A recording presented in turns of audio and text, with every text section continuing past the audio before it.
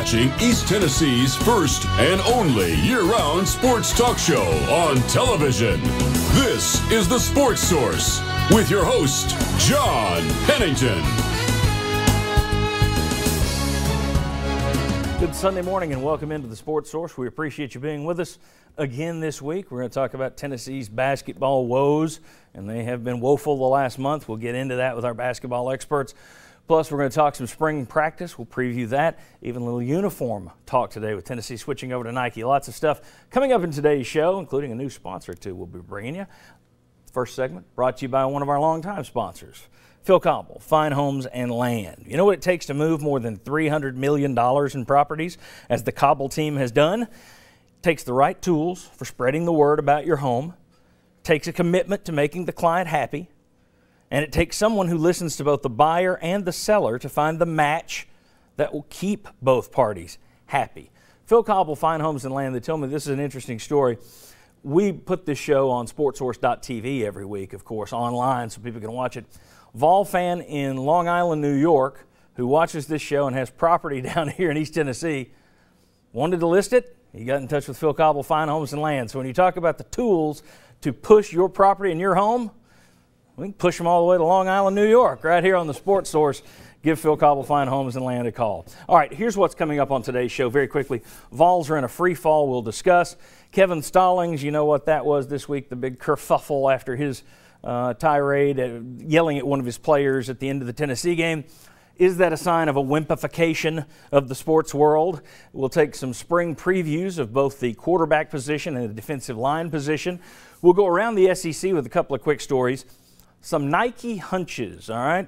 Got some news on the new uniforms Tennessee's going to be wearing. Could be late summer before you get them. Get a look at the football uniforms. We got some hunches as to what they might do. And then the Tyndallometer has some of the shine come off the Tyndall Star in the recent decline. Let's ask these fellows right here on the panel. We got Houston Fancher, former Division I basketball coach at Appy State for 9 years, former Vol staff member. Chuck Cavaleras from Southern Golf Central. Hope I got that right. Southeastern right. Or Southern? Southern. SouthernGolfCentral.com. Yes. And then right there, Mark Pankratz, who played Division I basketball at Milwaukee and also was an assistant staff member on the Bruce Pearl staff, Conzo Martin staff as well here at Tennessee. Guys, it's getting ugly at this point. Tennessee's lost 5 in a row. They've lost 9 of their last 11 games. They went 0 for February at home for the first time since the O'Neal era. And the last 3 halves of basketball have cratered just defensively. Let's go ahead and put this stat up. We got some numbers. There you go. Look at this. That is the Vanderbilt, I should say second half. Vanderbilt's second half, the field goals made, 16 of 19, three-pointers made, and then Florida the entire game, first and second halves, you see there. They gave up 65.5% shooting in those last 3 halves, 54% from threes. Gentlemen, has this team quit, or is it just run out of gas? To me, I would stop short of saying they've quit. I think they're not playing with as much energy as they were earlier. I think that's become evident with their defensive effort.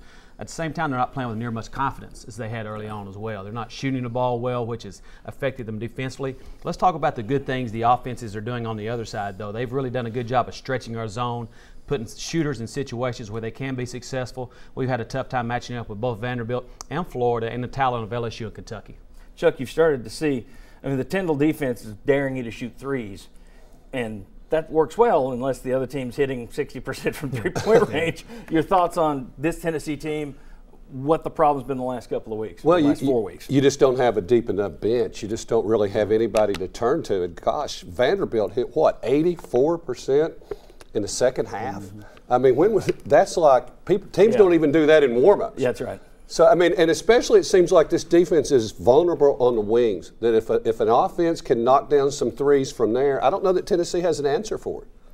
Well, I think depth is a key part of it, and just this personnel, as we've worn down, that post presence, we are not being able to defend on the block.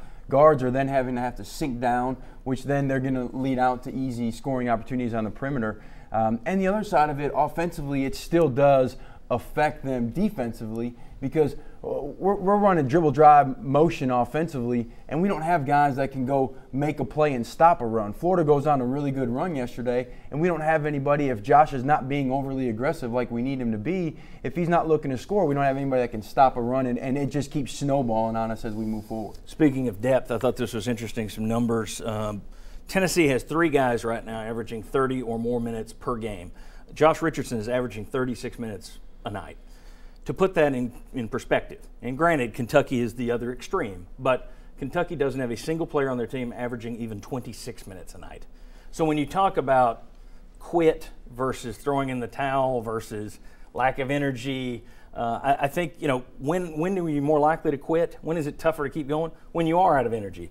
And I think when you get guys that are playing that many minutes by this part of the season, you've got to say they're worn down, and that's going to impact how much fight you really have left, I would think. Mixed with the results you've been getting, I look at this, and it's kind of like I give you a little bit of a pass because it is hard to work through that when you are out there every night working your butt off and the results aren't coming.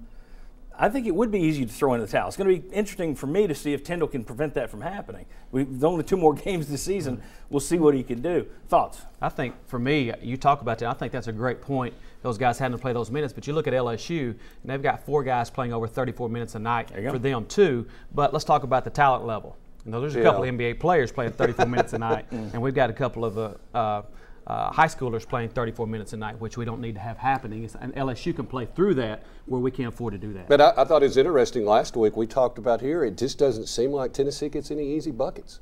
I mean, you don't get much at all out of your transition game, and that's where a lot of the spark comes from. And then Coach Tyndall said that last week leading up to the game. We're having to work really, really hard for what we get. And one of the things we talked about last year when Tyndall was hired, you study his system. When you read about his system, one of the things you saw was there was a quarter court press, basically 75, and then when they would get the turnover, they would then go back into their offense. It wasn't the Bruce Pearl get the steal, go down for a dunk. It was you got the steal, now work your offense, which is a little bit of a difference. But if you're not able to work it for anything, maybe you should just be going in for dunks. And if you're struggling to score, how are you going to set up a press? Right. I mean, that's the other thing. I mean, that's one of your key aspects that you got to have going, and that's just not there. Well, the reason we've struggled to score is also teams now are when Josh Richardson is getting into ball screens, they're trapping him. They're over flooding his penetration because guys haven't consistently been able to make shots. Teams have started to be more effective offensively against us when they put that 4-man in there, that small forward that can stretch and they can shoot it.